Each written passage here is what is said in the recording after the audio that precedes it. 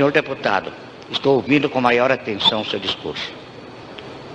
É uma notável peça de apreciação dos fenômenos econômicos e financeiros do Brasil, feita com a maior independência e descortina. Aliás, não era de se esperar outra coisa de Vossa Excelência. Muito grato a Vossa Excelência.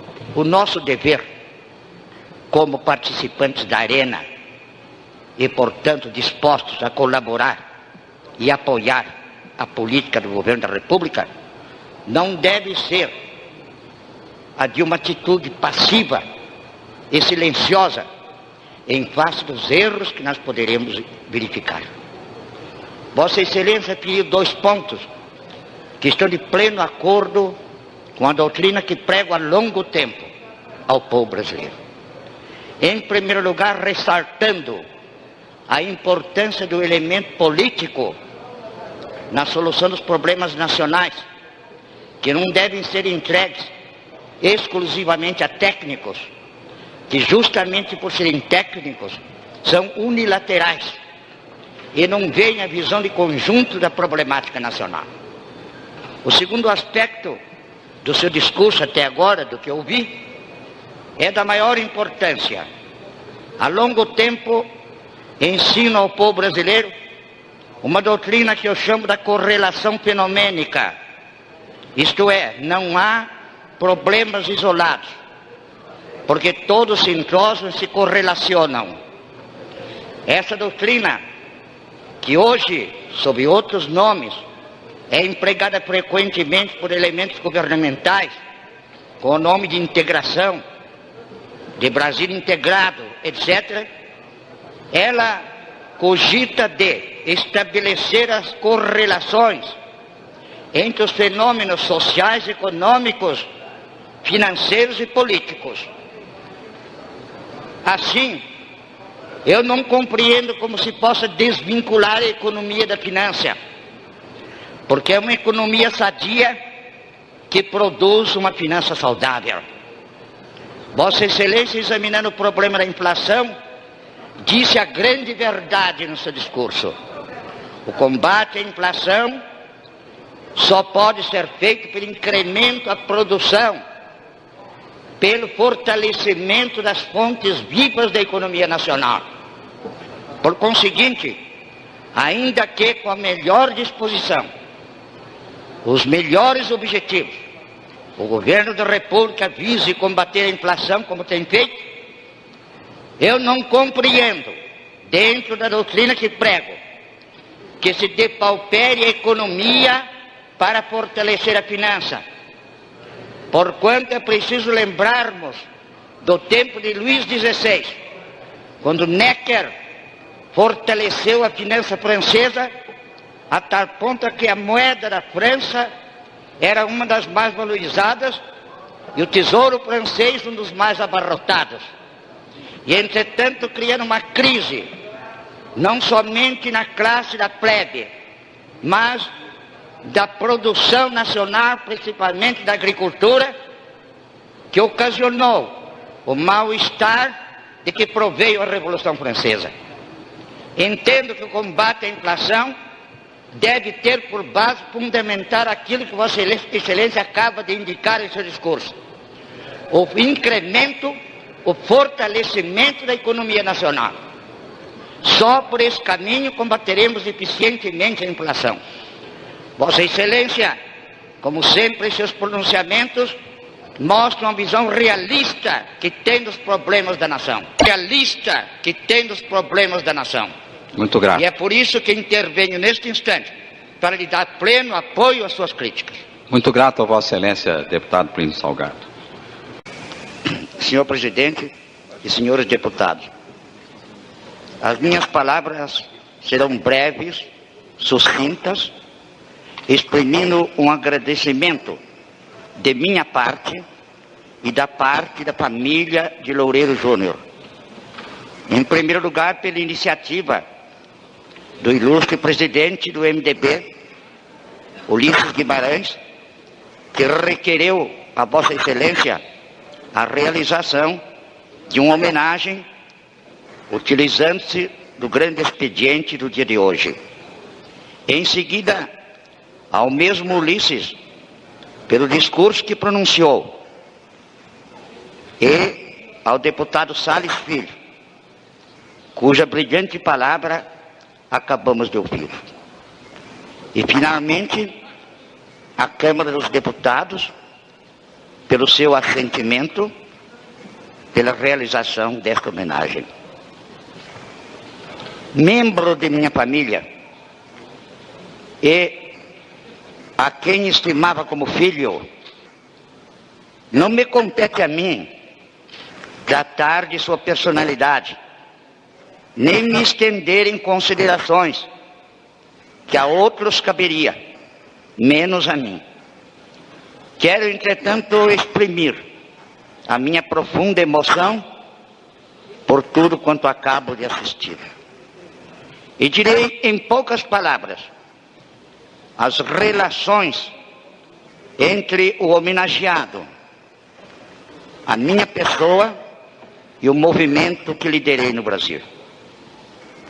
Foi nos fins da Revolução de 30, quando se esboroaram as estruturas políticas vigentes na nação, desde a proclamação da República, que um ambiente de confusão, de dúvida, de incertezas, veio preponderar sobre a geração daquele ano. De 30 a 1932, depois de haver uma revolução com a denominação de Aliança Liberal, essa revolução triunfante criou um governo chamado discricionário.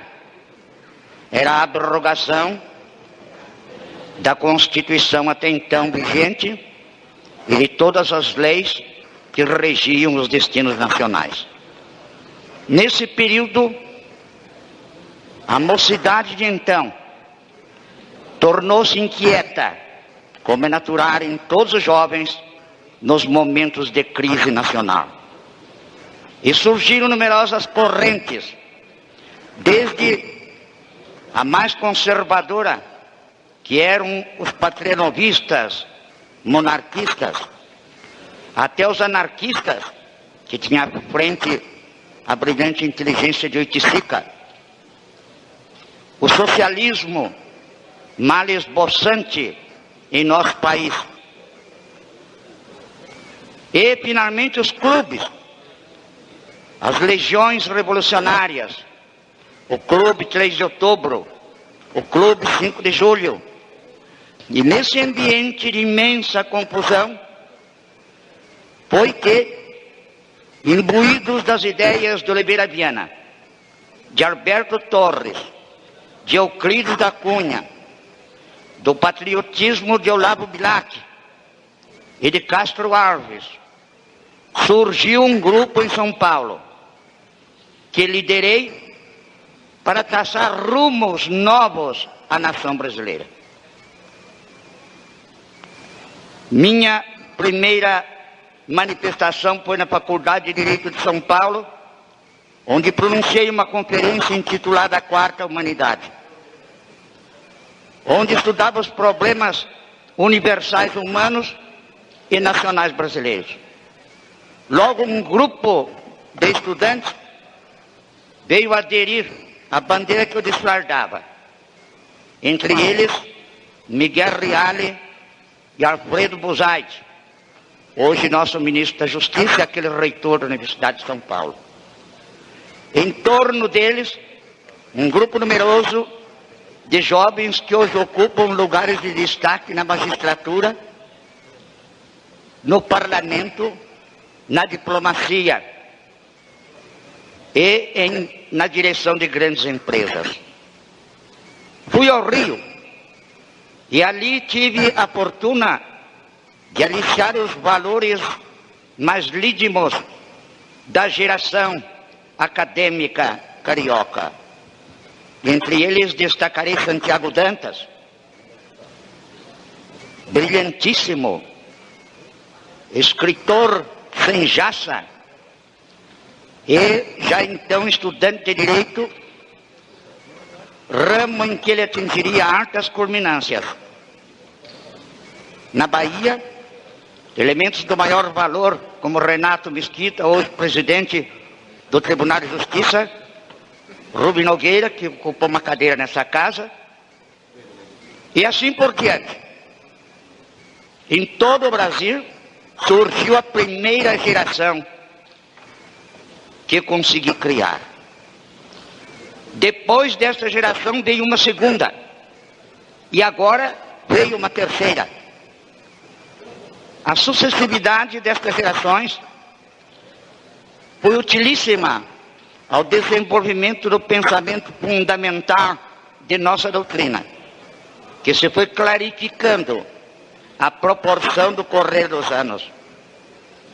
Era fundamento de nossa doutrina, antes de mais nada, o espiritualismo cristão e o nacionalismo brasileiro.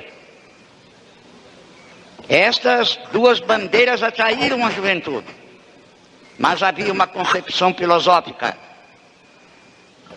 pela qual veio a denominação do movimento. Era a filosofia integral.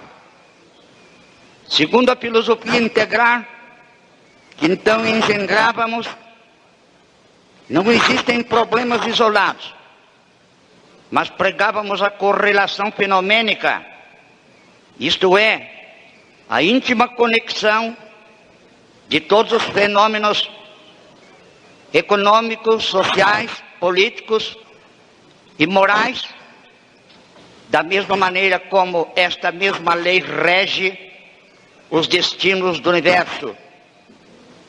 Realmente vivendo já no século posterior, nos anos posteriores ao relativismo de Einstein, e já no início das pesquisas da física nuclear, era natural que uma ideia nova surgisse, como dos sistemas antigos de Ptolomeu e Estrabão surgiram as estruturas que dominaram até a Idade Média, e como do sistema de Kepler e Copérnico surgiram as ideias que vieram depois operar nas mentalidades da enciclopédia da Revolução Francesa e que tiveram sua principal expressão em Locke na Inglaterra e Rousseau na França.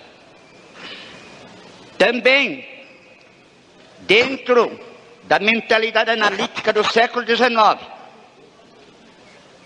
era natural que surgissem as interpretações unilaterais dos fenômenos sociais e econômicos, donde resultou a filosofia de Karl Marx, e posteriormente, de acordo com doutrinas pregadas na segunda metade do século XIX, estes anacronismos que se chamaram o nazismo e o fascismo.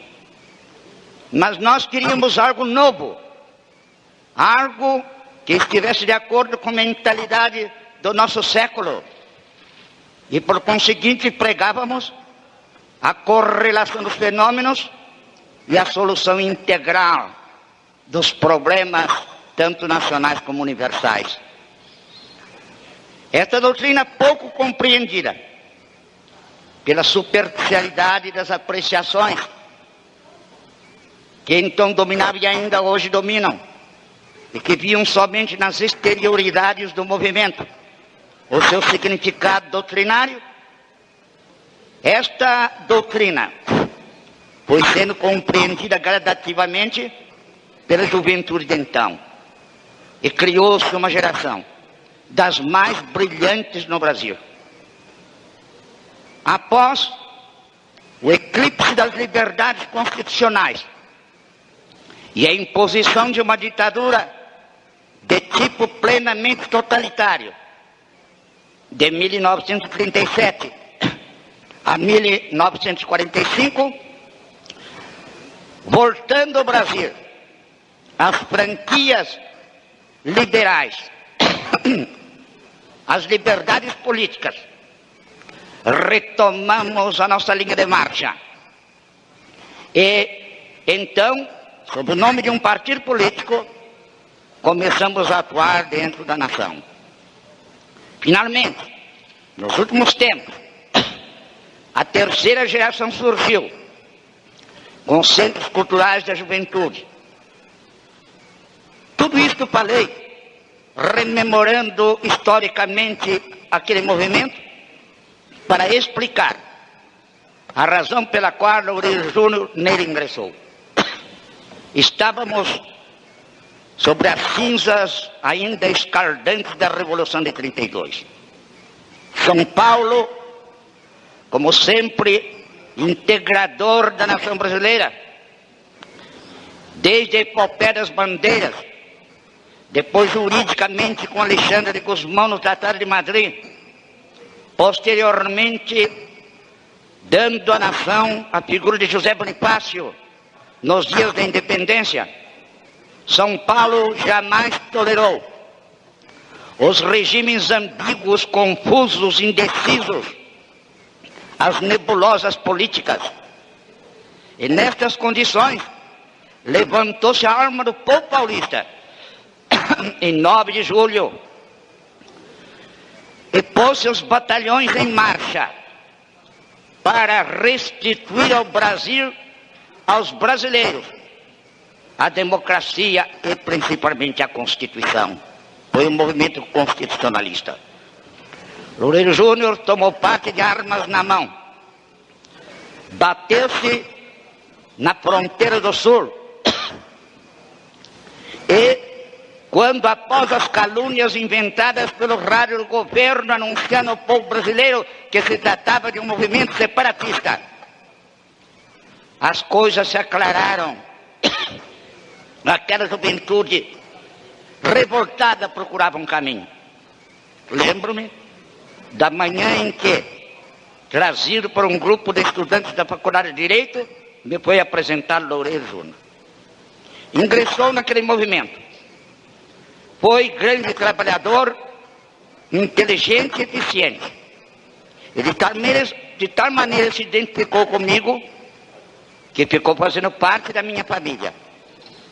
Dali por diante, o que ele fez, como agiu, disseram os dois oradores precedentes. E não me compete a mim, interessado diretamente nesta homenagem, dizer mais, explanar mais.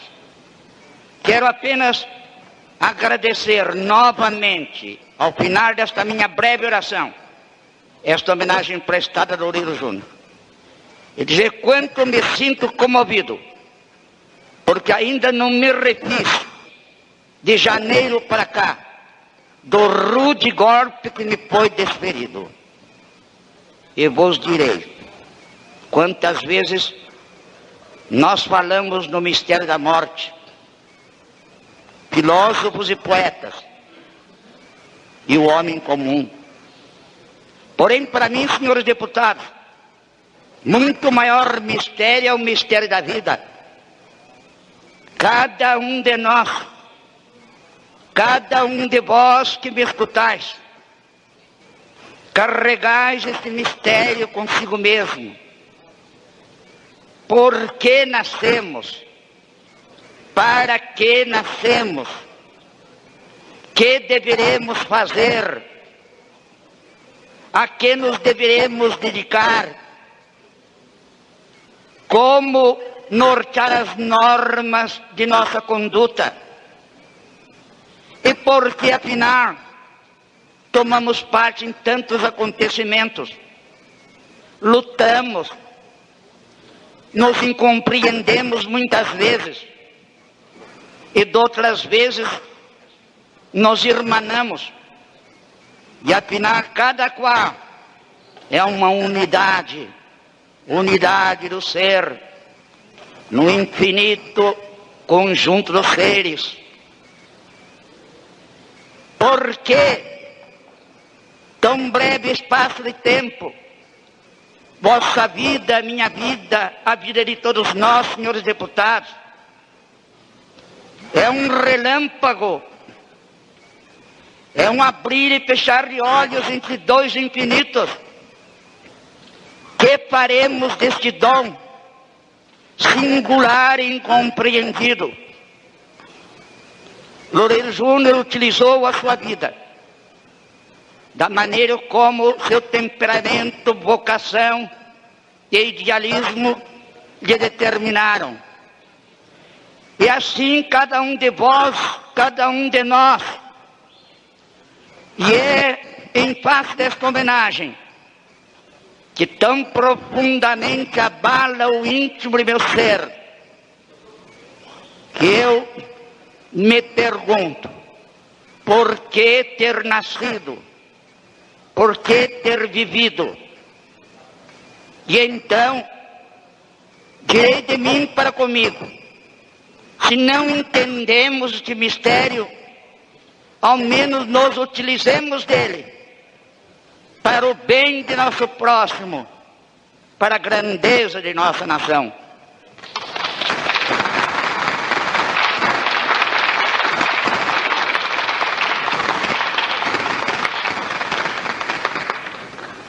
Salgado. Senhor deputado, o discurso que Vossa Excelência está pronunciando é da maior importância para a nação brasileira.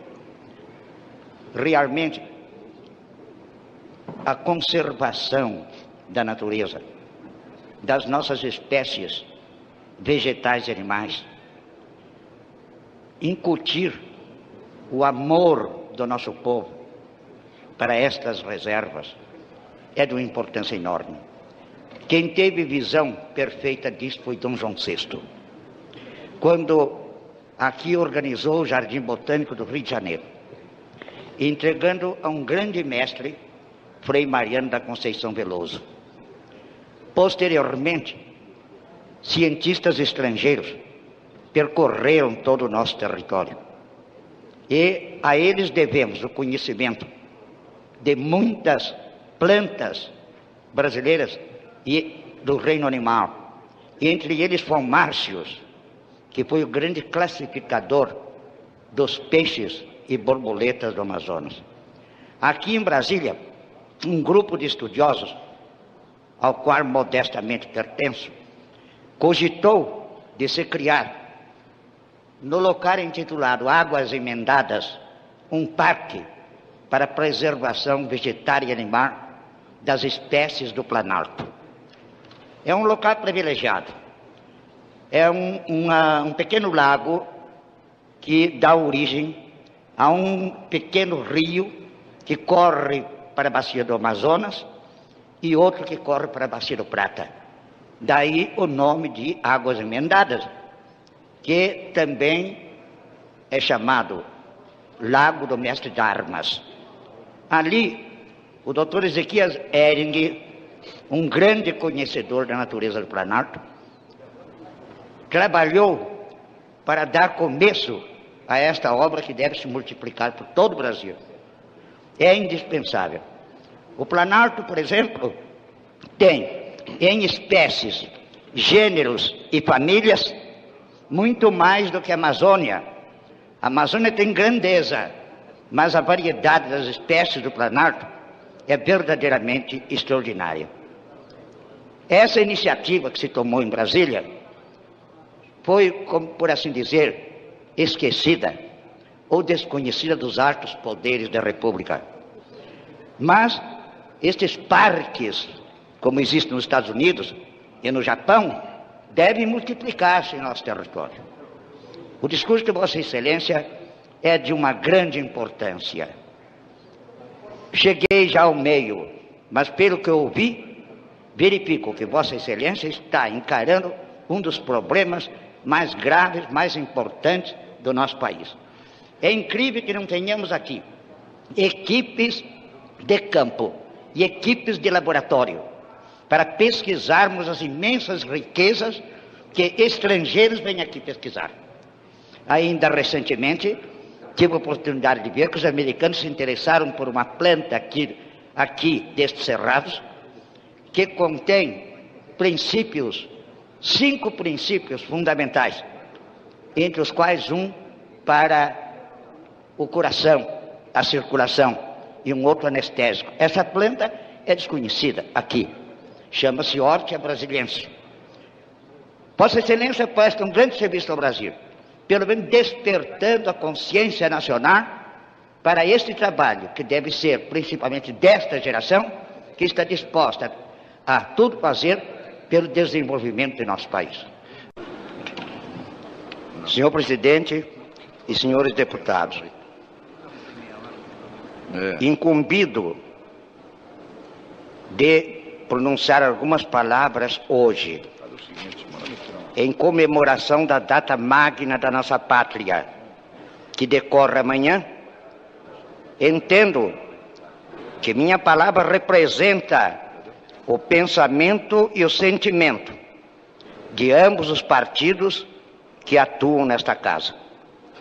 Senhor Presidente, para compreendermos a significação e grandeza da data de 7 de setembro, que todo o Brasil amanhã festeja, é preciso conceituarmos o que significa um país, uma pátria e uma nação. São coisas inteiramente diversas. Um país é apenas o território, a natureza, as riquezas geológicas, a sua flora, a sua fauna. Não é ainda uma pátria. A pátria é o resultado do comércio sentimental entre o homem e a terra. O homem, fixando-se naquele país, estabelece íntimas ligações de sentimento entre o que ocorre na sua vida e a paisagem ambiente. De sorte que os dias e horas felizes, como aqueles amargurados, ligam-se por uma espécie de simbiose entre o mundo interior do homem e a natureza envolvente.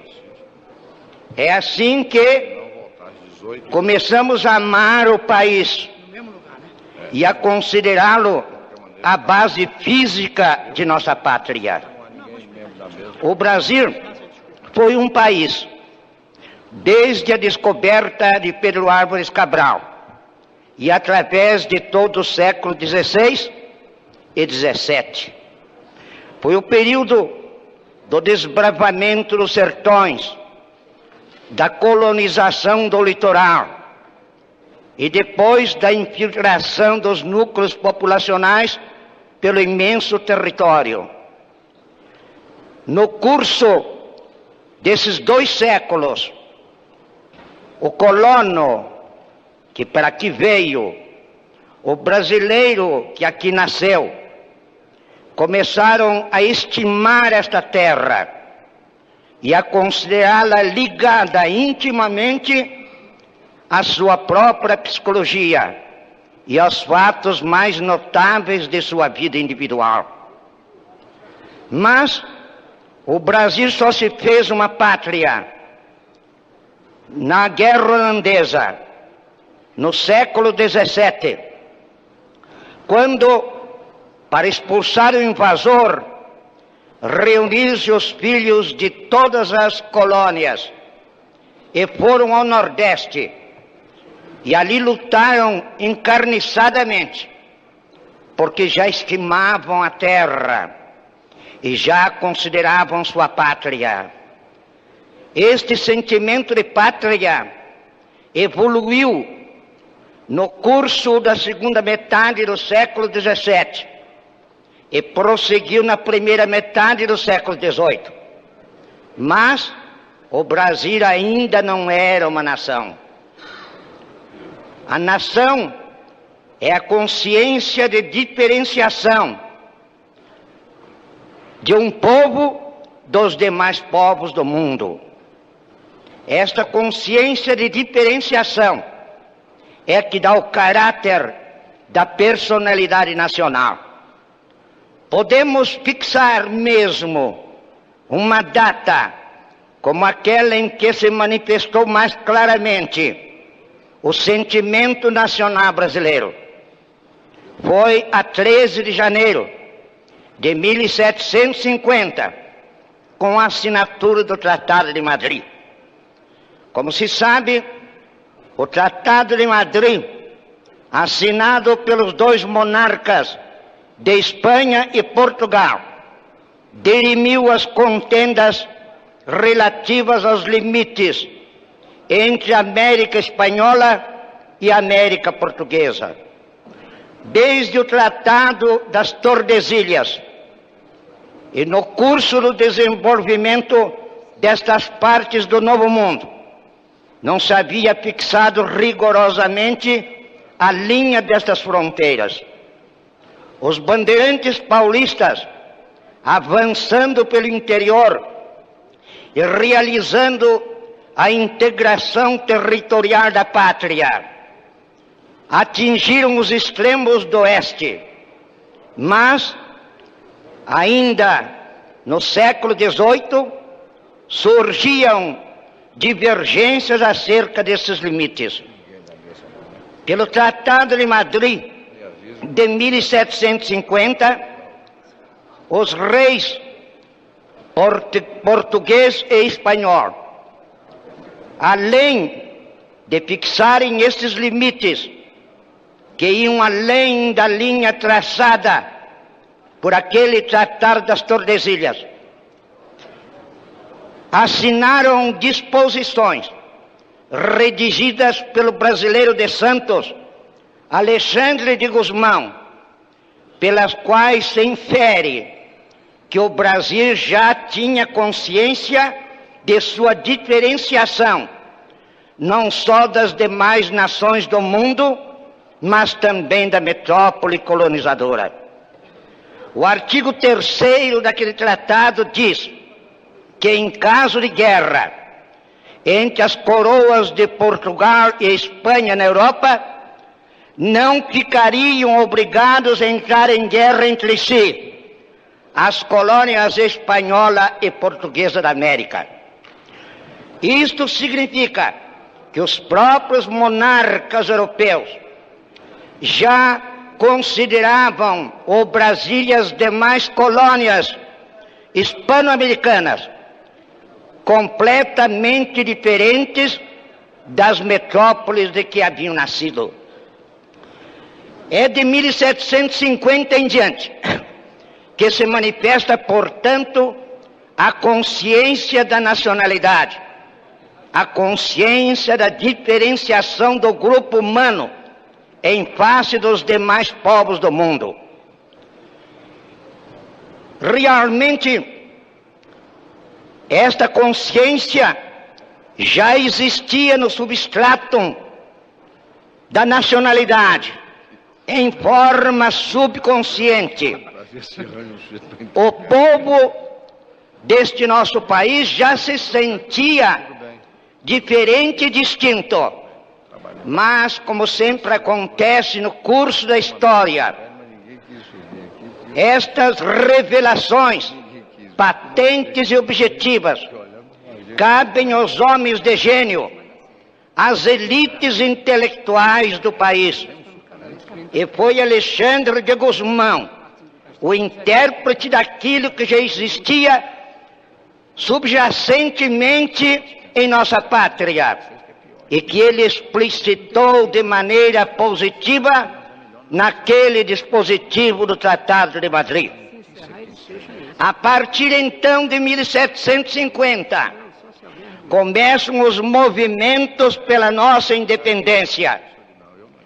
Seria longo expor aqui, detalhar os sucessos daqueles tempos, desde a revolta de Beckman no Maranhão, até a de Filipe dos Santos, posteriormente a Inconfidência Mineira, e outras manifestações representativas daquele espírito de autonomia que surgia em nosso país. Em 1808, acontecimentos da política europeia facilitaram o grande rei Dom João VI a realizar um velho pensamento que vinha desde Dom João IV, prosseguira com Dom João V, manifestara-se com o Marquês de Pombal no reinado de Dom José I, a transferência da sede da comunidade portuguesa para o Brasil. Ensina-se erradamente a nossa história quando se diz que Dom João VI veio fugido de Napoleão para se fixar no Brasil. Não é verdade. Este pensamento da transferência da sede do governo da grande comunidade para se formar aquilo que hoje existe com a comunidade britânica era pensamento longamente amadurecido. Possuo em meu arquivo particular um documento autógrafo assinado pelo almirante Luiz da Mota Feio, que é o sinaleiro da esquadra que deveria conduzir o príncipe regente ao Brasil. Tem a data de 1799, que se lê claramente naquela tinta amarelada, mas que é um testemunho contra as inverossimilhanças, as inverdades que se ensinam em nossa história. A dificuldade de Dom João VI, que era neste pensamento de construir aqui a grande nação, residia na oposição que lhe faziam a Inglaterra por motivo de seu egoísmo, não desejosa de se formar uma grande potência abrangendo os dois lados do Atlântico, e o ressentimento dos portugueses que não desejavam esta mudança, da mesma maneira como os baianos não desejavam a mudança da capital feita pelo Conde da Cunha para o Rio de Janeiro, e como os cariocas não ficaram satisfeitos com a mudança para Brasília. Dom João VI era estimulado por homens de grande talento, como o Conde de Linhares, Dom Rodrigo de Souza Coutinho, e o Conde da Barca, Dom Antônio de Azevedo. Possuo também no meu arquivo particular a correspondência entre o encarregado de negócios de Portugal em Viena, no período da Revolução Francesa e da época napoleônica. E ali encontrei numerosas cartas em que este homem, Joaquim José de Miranda Ravelo, educado na nova escola de Coimbra, depois da reforma de Pombal, espírito adiantado, insistia com Dom Rodrigo de Souza Coutinho sobre a importância que o Brasil ganhara economicamente, culturalmente e politicamente, pelo que deveria ser o centro da monarquia. Ora, quando surgiram as dificuldades em toda a Europa pela política de Napoleão Bonaparte, Dom João VI vislumbrou a possibilidade de realizar este grande pensamento. Adotou uma política firme contra o Império Francês. Debaixo Napoleão insistiu, já na ocasião do bloqueio continental, já posteriormente, em que Portugal se manifestasse favoravelmente ao Império Francês.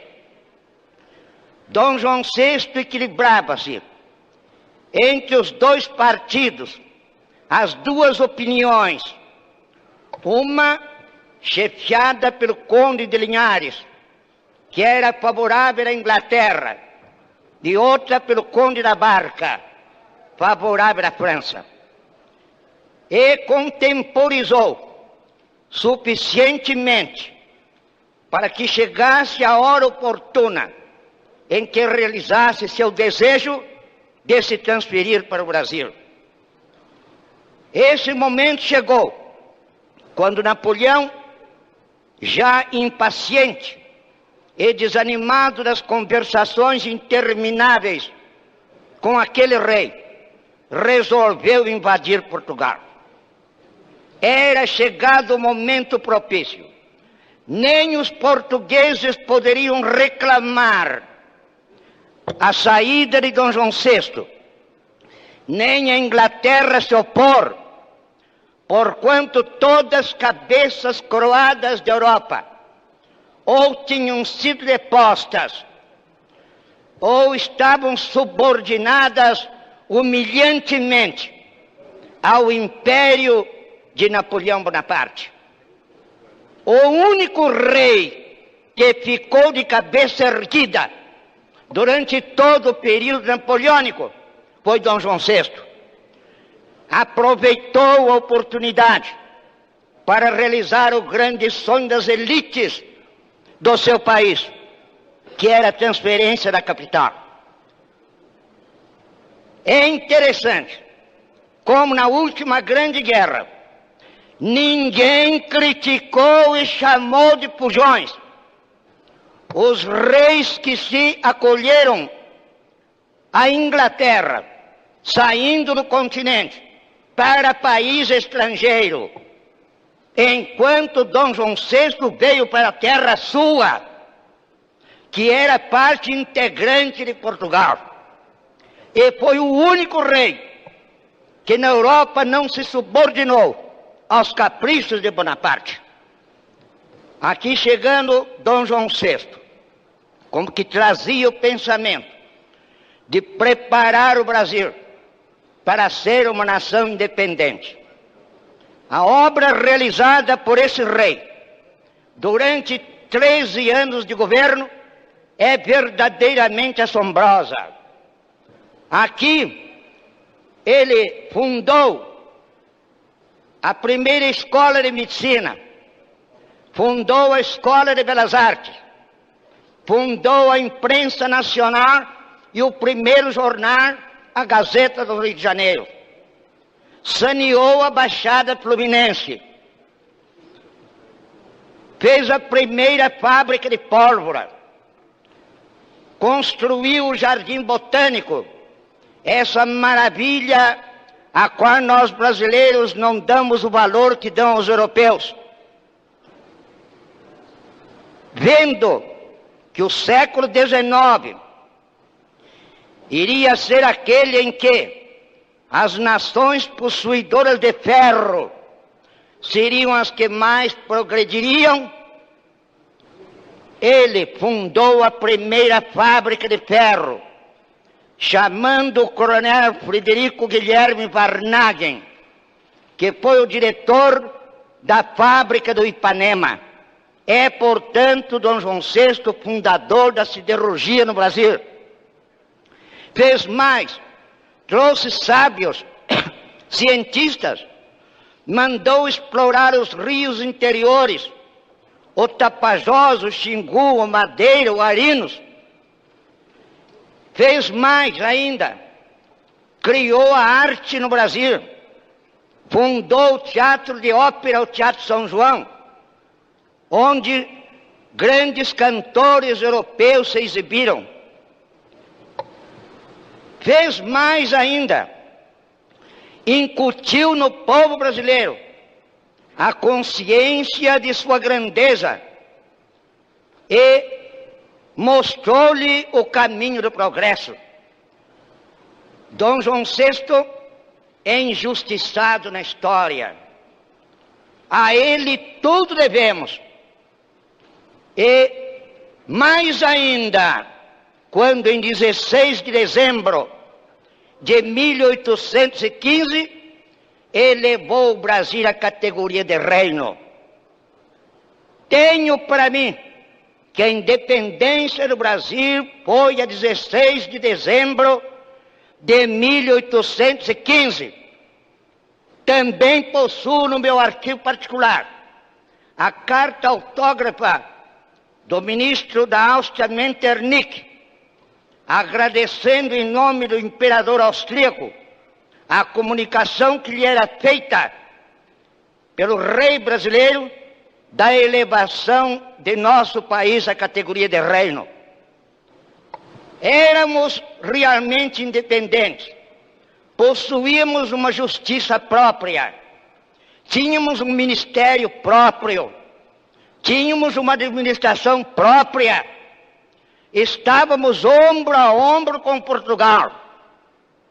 E o descontentamento e despeito de nossos irmãos do outro lado do Atlântico manifesta claramente quanto estávamos sendo grandes, respeitados, considerados por este grande rei. Em 1820, deu-se a Revolução Liberal do Porto. O movimento constitucionalista na Europa não tinha caráter revolucionário. Muito pelo contrário, era um movimento conservador para impedir o desmande, a precipitação dos acontecimentos oriundos da Revolução Francesa. Os povos europeus entenderam de aproveitar o que havia de útil nas ideias daquela revolução, cristalizá-las em formas jurídicas precisas para deter a marcha da anarquia que ameaçava todas as nações. Em 1820, esta revolução de caráter liberal que eclodiu no Porto era semelhante à que ocorrera em Cádiz, na Espanha, e em outros países da Europa. Mas esta revolução liberal e constitucional trazia no seu íntimo o sentimento de regresso a fórmulas antigas, tanto que cogitava-se de retirar do Brasil as prerrogativas de país independente que nós já éramos e fazer-nos regressar à situação de colônia. Foi então que se produziu um grande movimento em todo o Brasil para que não perdêssemos os direitos de autogoverno que nós já tínhamos por outorga do rei Dom João VI. Eu considero o 7 de setembro de 1822 não propriamente a data da independência, mas a data da reafirmação da independência e a data da definitiva separação de Portugal. Não era mais possível continuarmos unidos. Éramos oprimidos.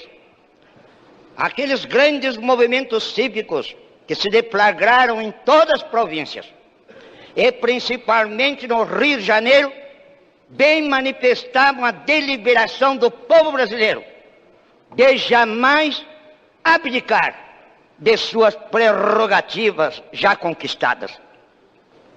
Assim, quando as Cortes de Lisboa entenderam que a presença de Dom Pedro, do príncipe regente, aqui deixado com Dom João VI, por Dom João VI, era prejudicial à nova transformação do Brasil em colônia, veio ordem expressa para que aquele príncipe regressasse ao seu país.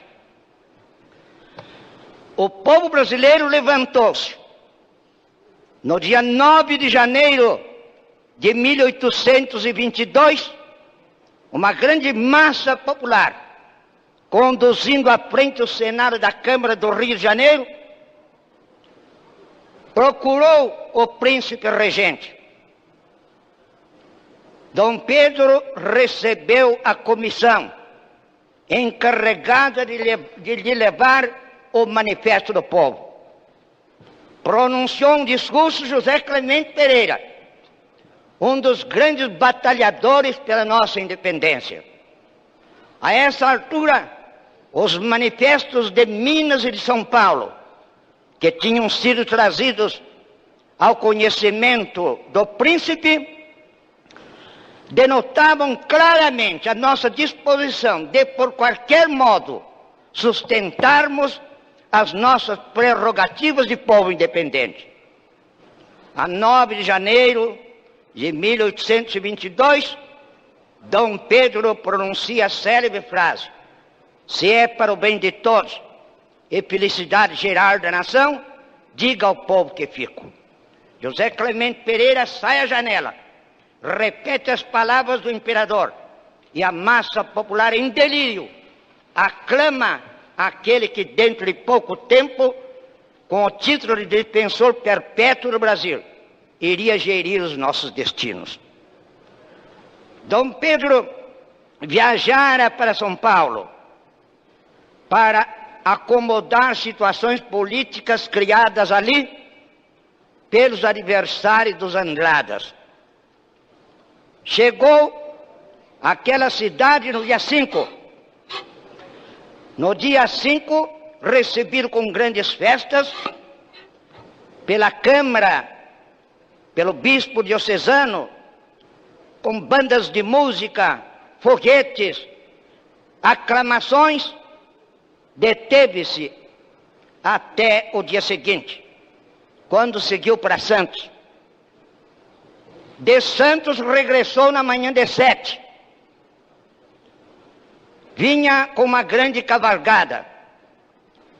Na sua viagem, pousando em várias cidades do Vale do Paraíba, organizou em Pindamonhangaba a sua guarda de honra, luzidos rapazes, entre os quais tenho a honra de contar um antepassado.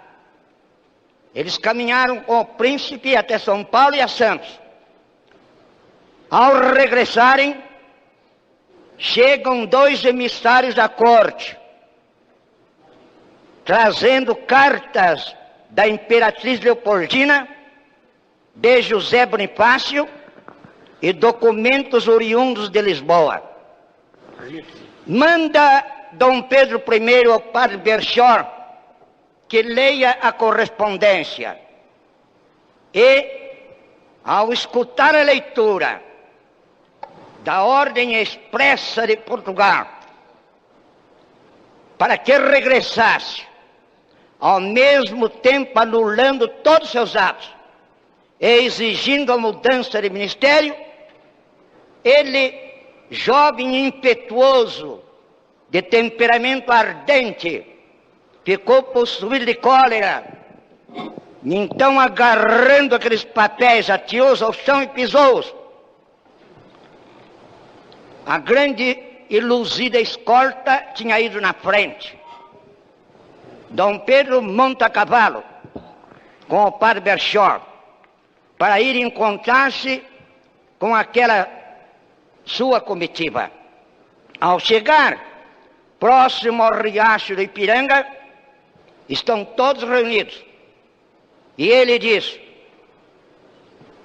estamos separados de Portugal. Não há outra solução. E em seguida, quando todos vêm estupefactos, montados em seus cavalos em torno dele, ele arranca da espada, toma o pendão português do ombro e atira ao chão, e grita com todas as forças do seu peito: juro trabalhar pela liberdade do Brasil. Deste momento em diante, só temos um lema: independência ou morte. Ao que todos respondem, repetindo a sua frase: independência ou morte. Senhores deputados, Esta frase é profética, serve para todos os dias em que vive esta nação. Independência ou morte. As nações, senhores deputados, têm uma personalidade, como nós próprios, cada um individualmente a tem. A personalidade, segundo ensina o filósofo Bergson, francês, e o filósofo inglês Stuart Mill, é baseada na memória. Temos personalidade porque temos memória. Todas as manhãs, nosso primeiro pensamento dirige-se no sentido de perguntar: que fiz ontem? Que vou fazer hoje? É a memória. Se nós perdermos a memória, perdemos a personalidade.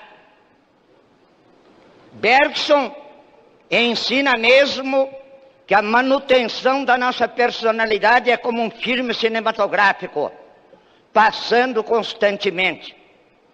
E de fato assim o é.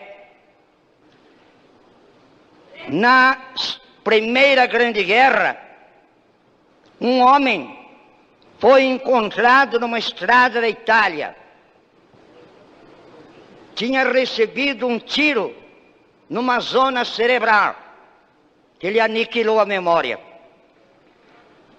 Este homem não sabia quem era, de onde vinha, nem para onde ia. É o célebre desmemoriado de Colenho. Duas mulheres vieram disputá-lo. Uma dizia que ele era o professor Canella, seu esposo. A outra, que era o tipógrafo Brunelli, esposo dela. As mulheres disputavam. As autoridades não sabiam como proceder.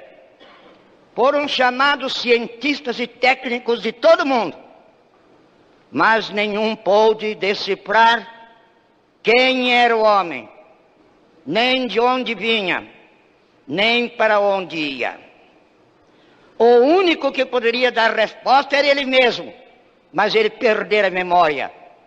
E quem perde a memória, perde a personalidade. Quando afirmamos, fulano é um homem de personalidade, nós podemos dizer, ele é um homem de memória. Lembra o que prometeu para cumprir, as obrigações que assumiu para executá-las. É um homem de personalidade. Pois bem, senhores deputados, as nações também têm uma personalidade, baseada igualmente na memória. A memória das nações é a sua história.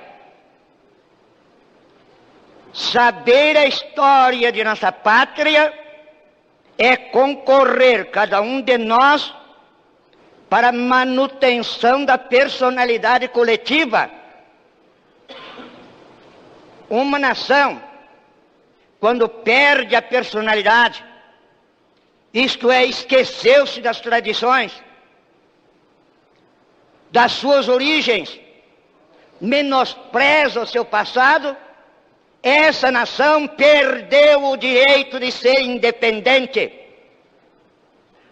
Aqueles povos que foram conquistados pelos regimes totalitários, absorventes e esmagadores, antes de perderem a independência, já tinham perdido a personalidade e não souberam reagir.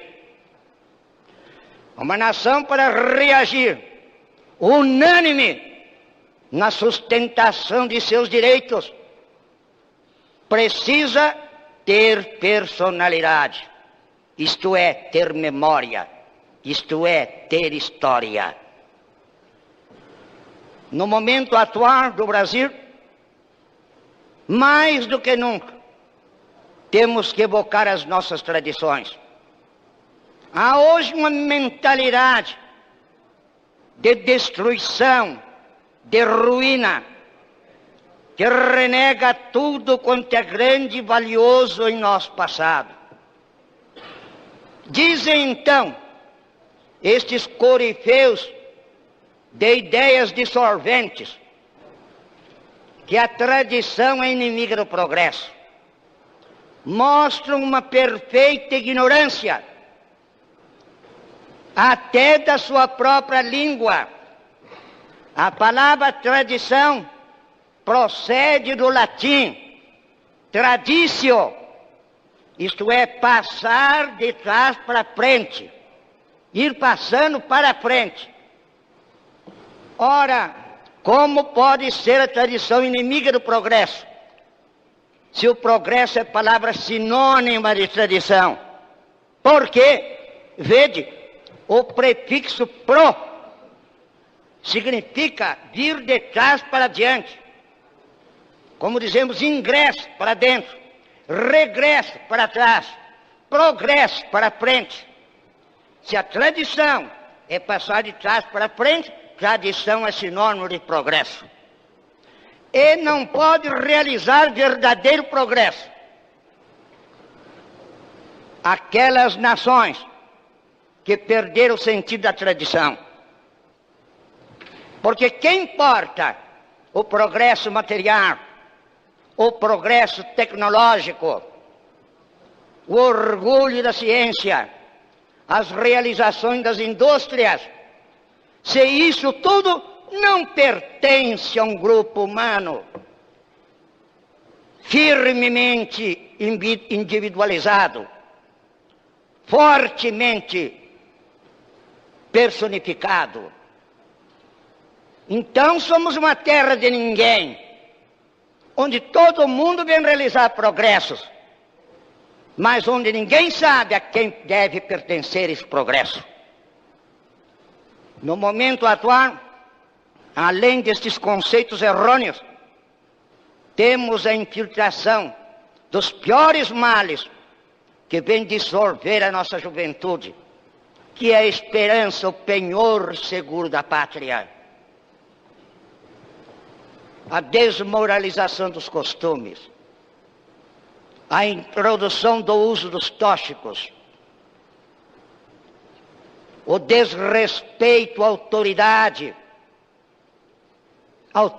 do governo, autoridade religiosa, autoridade familiar, autoridade dos mestres. Tudo isto que se tenta dissolver e aniquilar é base fundamental para a manutenção da integridade da pátria. Por isso dizia eu há pouco, o grito de Dom Pedro I, independência ou morte, é profundamente significativo. Ou somos independentes no sentido da manutenção da nossa personalidade nacional, ou estamos mortos.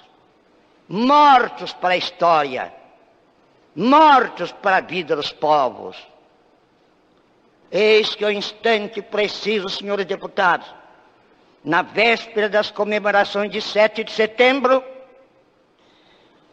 que meditemos e nos compenetremos cada vez mais que é preciso ativarmos, revigorarmos a consciência nacional, sem o que de nada adianta progressos materiais. Quando, nas horas de desânimo, de tristeza pelo triste espetáculo de corrupção e de ruína que nos ameaça na imprensa, no rádio, na televisão, no cinema, no teatro, nos costumes, quando diante desse espetáculo deprimente nós nos sentirmos amargurados, não desanimemos. Ergamo-nos firmes para a luta em prol de todos os valores positivos da nacionalidade. e aos nossos ouvidos ressoe a cavalgada magnífica que levou o jovem imperador do Ipiranga à cidade de São Paulo, entre gritos de alegria e de afirmação nacional, que ressoe aos nossos ouvidos a música composta por ele mesmo naquela mesma tarde, e que diz: já podeis da pátria, filhos, ver contente a mãe gentil, já raiou a liberdade no horizonte do Brasil.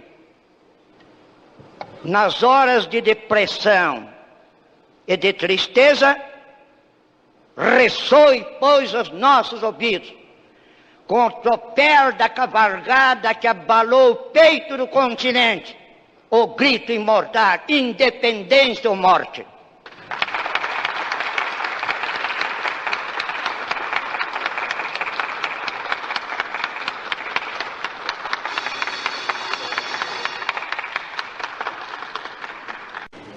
Senhor presidente, existe em São Paulo uma entidade que se denomina Associação Paulista de Geriatria e Gerontologia, cuja finalidade é de estudar e pesquisar tudo quanto se refere à saúde e às energias vitais das pessoas que ultrapassaram a média normal da existência humana. Essa instituição cogita ainda da implantação de um serviço médico e de uma clínica especializada em geriatria, da criação de um grupo de trabalho destinado a estudar e planejar a organização de um serviço especializado para a formação de educadores e orientadores sociais, de uma ação junto aos poderes públicos para que promova e estimule trabalhos e estudos de geriatria e gerontologia.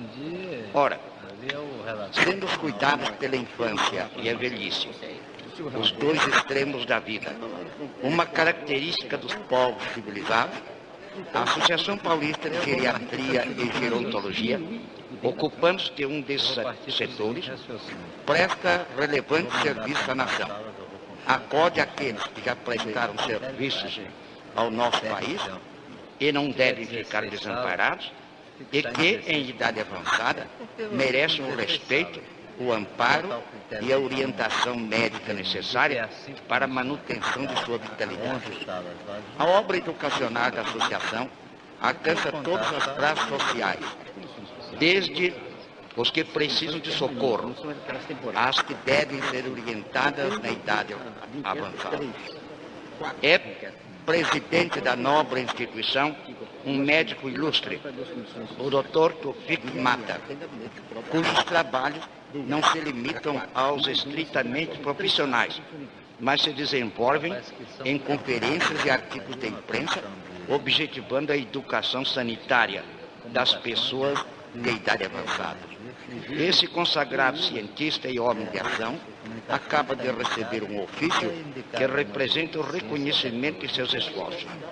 Como deve ser um dever do Legislativo estimular as iniciativas de interesse público em nosso país, venho pedir a transcrição em nossos anais do mencionado ofício.